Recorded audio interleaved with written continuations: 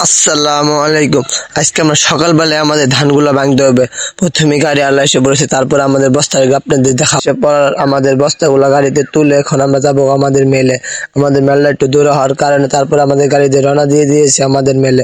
আমরা দেখে সকালবেলায় আমাদের ধানগুলো ভাঙতে হবে, যার কারণে আমরা দেখতে পেলাম অনেক কুয়াশা।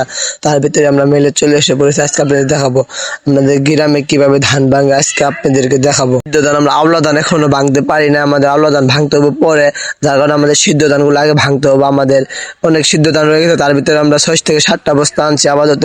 পরবর্তীতে আরো ভাঙবো, আপনাদেরকে দেখানোর চেষ্টা করবো। আজকে আমাদের এই ধানগুলি ভাঙতে হবে।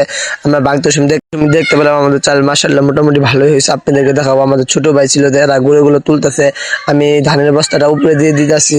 আমাদের ধানের ভাঙা এখন শেষ, তারপরে আমাদের বস্তাটুকু বান্ধায় নেওয়ার পরে আমরা বাসায় চলে যাব। আজকে আপনাদের দেখাবো আমাদের ধান ভাঙা শেষ হওয়ার পরে আমাদের আর বাদ বাকি ধানগুলো আছে, এগুলো আমাদেরকে বান্ধে হচ্ছে। তারপর আমাদের গুঁড়া টুক নেওয়ার পরে আমাদের চলে এসে পড়েছে, আমাদের রাহার পরে আমাদের আসা পড়েছে আমাদের বাসায়। বাসায় দেখতে পাচ্ছি আমাদের ধানগুলা বিক্রি হচ্ছে।